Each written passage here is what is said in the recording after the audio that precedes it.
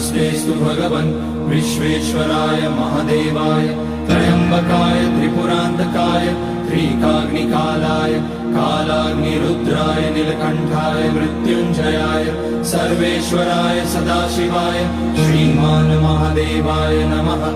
ॐ नमः शम्भवाय च मयोभवाय च नमः शङ्कराय च मयस्कराय च नमः शिवाय च शिवतराय च।